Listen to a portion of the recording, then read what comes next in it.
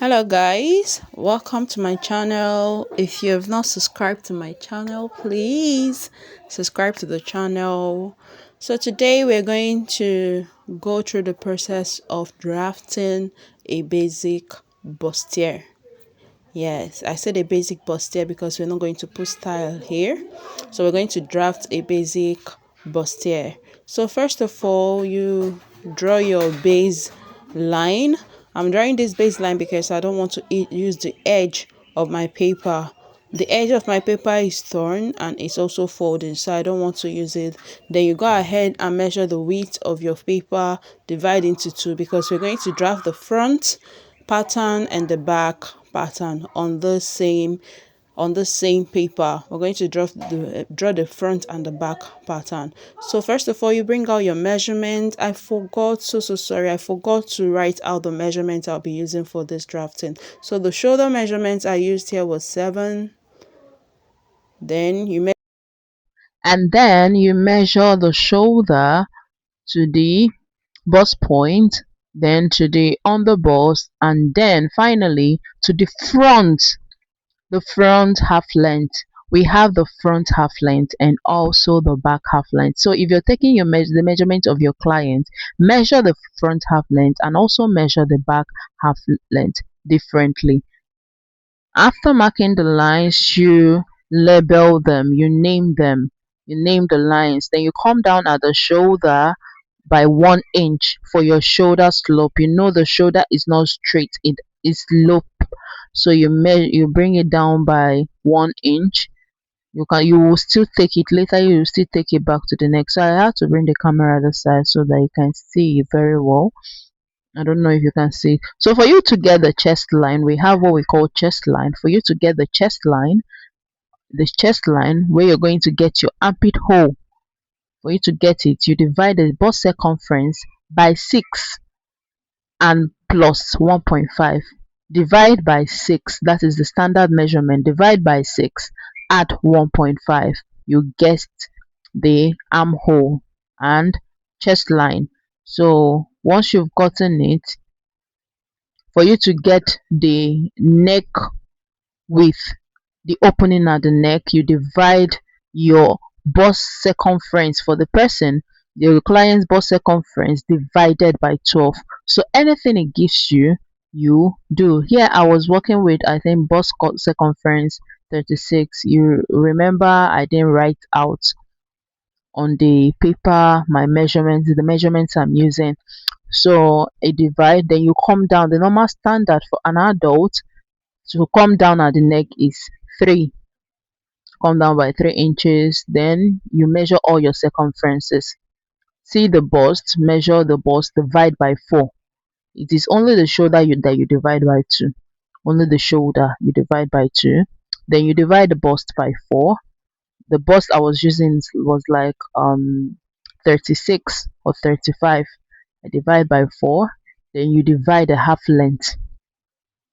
You divide the half length by 4 as well. The half length for the front by 4. Then you take your nipple to nipple measurement. I forgot to mention that. You also take your nipple to nipple measurement. Then you divide your nipple to nipple measurement by 2. The nipple to nipple measurement I was using here was 7. So divided by 2 is going to give you 3.5. So this 3.5 is what I marked down. Then you go to your under bust. Go in by 1 inch. Go in by 1 inch.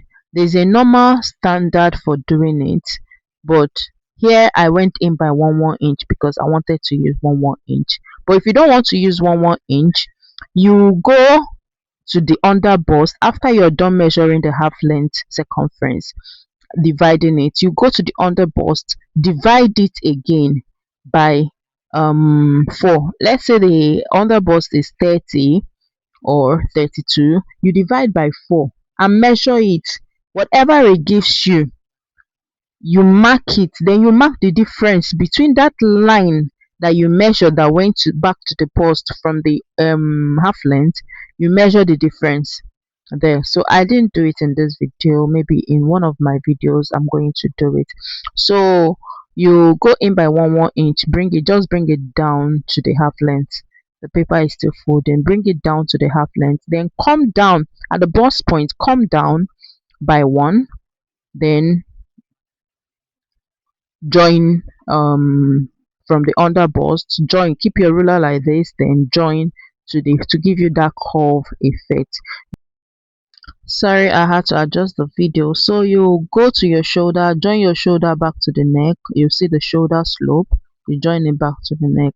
Then you return the 1 inch that you took away from the half on the bust down to the half length. You join it back, you add it back.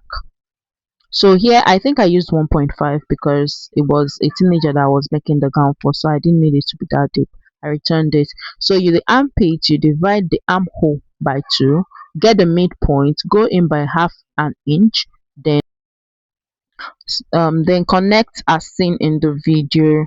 Then you're going to get the difference between the front half length and the back half length. I think the back half length I was using in this video was 14.5, while the front half length was 16 or 16.5. Get the difference, go to your bust point, mark it down, then join it back to the bust point.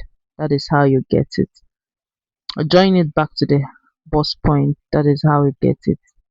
Sorry guys, the video, my phone was not recording this part that I wanted to show, but I can still tell you. So you go up to the chest line, go out by 0.75, go out by 0.75, just like you did at the under bust.